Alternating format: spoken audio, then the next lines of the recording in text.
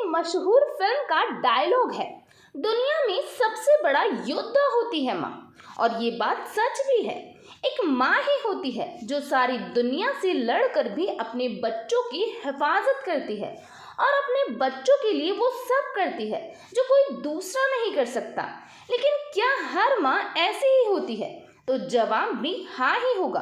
मगर आज जिस सच्ची कहानी की हम बात कर रहे हैं, उस माँ ने बाकी दूसरी माँओं की तरह अपने बच्चे से भरपूर प्यार किया। मगर इस प्यार में अंधे होकर इस माँ ने ही नहीं बल्कि इस पूरे परिवार ने विमलेश दीक्षित नाम के इस शख्स के साथ जो कुछ किया वो आपको हैरान करने के लिए काफी है। जब आप ये पूरी घटना की कहानी सुनेंगे तो एक पल के लिए आपको अपने कानों पर यकीन नहीं होगा, क्योंकि आज तक आपने इस तरह की घटना ना तो देखी होगी और ना ही सुनी होगी। तो क्या थी income tax officer Vimlesh Dikshit की पूरी कहानी? आखिर क्या हुआ था इनके साथ? क्यों इनके परिवार ने इन्हें 17 महीनों तक इस हाल में रखा? इस घटना की पूरी सच्चाई को जानने के लिए वीडियो में अंत तक बने रहें। वाल आपने अभी तक मेरे इस चैनल को सब्सक्राइब नहीं किया तो सबसे पहले चैनल को सब्सक्राइब कर ले। तो चलिए दोस्तों, अब कहानी को शुरू करते हैं। आज की हमारी कहानी की शुरुआत होती है उत्तर प्रदेश के कानपुर जिले के रावतपुर क्षेत्र से। इस इलाके में विमलेश दीक्षित नाम का शख्स अपने परिवार के साथ रहता था। तो बात करें साल 2012 की, जब विमलेश दीक्षित प्रतियोगी परीक्षा की तैयारी में जुटे थे।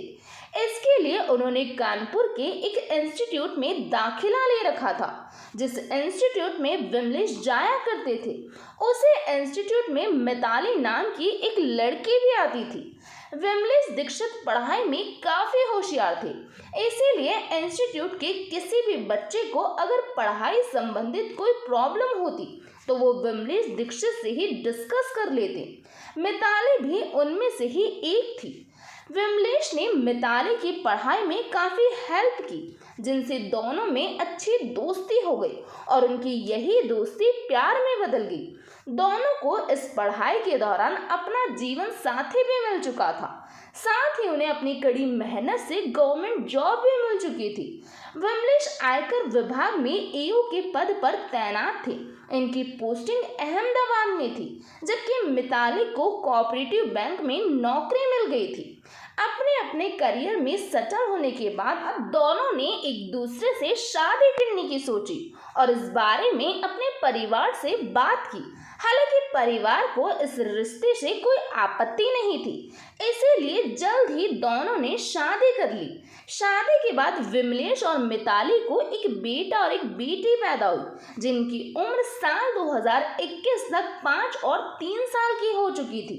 तो बात करें 30 अगस्त 2022 की, जब विमलेश के ऑफिस के कुछ लोग विमलेश के घर आए, क्योंकि विमलेश पिछले 17 महीनों से ऑफिस नहीं आ रहा था। और जब इस बात की जांच पड़ताल के लिए ऑफिस के कुछ लोग विमलेश के घर आए तो परिवार वालों ने उन्हें घर के अंदर नहीं घुसने दिया, जिनमें विमलेश की मां दुलारी और उनके पिता राम अवतार गौतम शामिल थे, जबकि उनकी पत्नी उस वक्त ऑफिस गई हुई थी।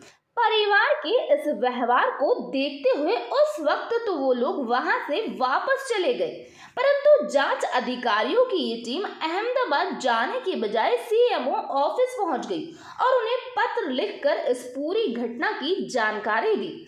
जिसके बाद सीएमओ ने ओपी गौतम के नेतृत्व में एक टीम विमलेश के घर भेजी।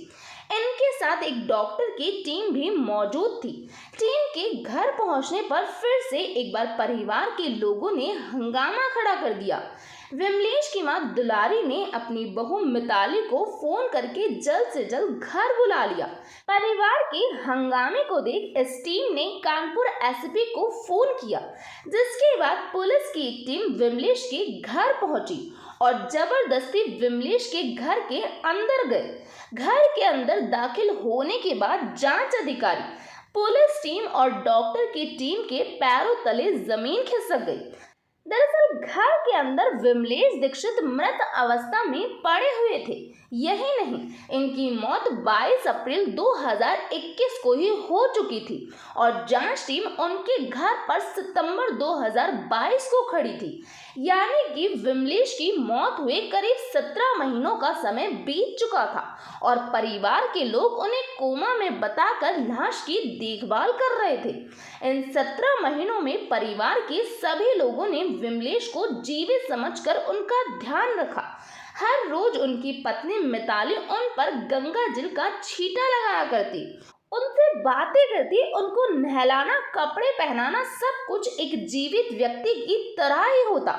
मगर धीरे धीरे विमलेश का शरीर गलने लगा और उनके शरीर का कंकाल बनने लगा, जिसके बाद उन्हें कपड़े भी नहीं आते थे, जिसकी वजह से उन्हें बिना कपड़ों के रखा जाने लगा।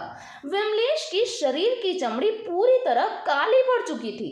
ये सारा दृश्य देख रहे लोगों के हाथ पैर फूल चुके थे। सभी लोग इस हैरानी में थे कि कोई ऐसा कैसे कर सकता है।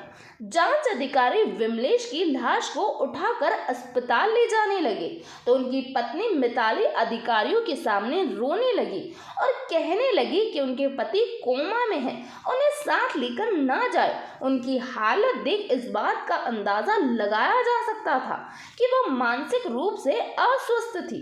दरअसल विमलेश दीक्षित साल 2019 में बीमारी के चलते अपने ऑफिस से छुट्टी लेकर अहमदाबाद से उत्तर प्रदेश के कानपुर आ गए और तब से वापस ऑफिस नहीं गए। इस बीच साल 2021 में उनकी मौत हो गई। परिवार के मुताबिक उनको डबल निमोनिया था। इस घटना की सच्चाई का पता लगने के बाद पुलिस ऑफिसर्स ने अपनी देखरेख में ही विमलेश दीक्षित का अंतिम संस्कार करवाया। तो ये था पूरा मामला। इस घटना के बारे में आपका क्या कहना है, प्लीज कमेंट बॉक्स में बताइए। तो आज के लिए इतना ही। Thank you.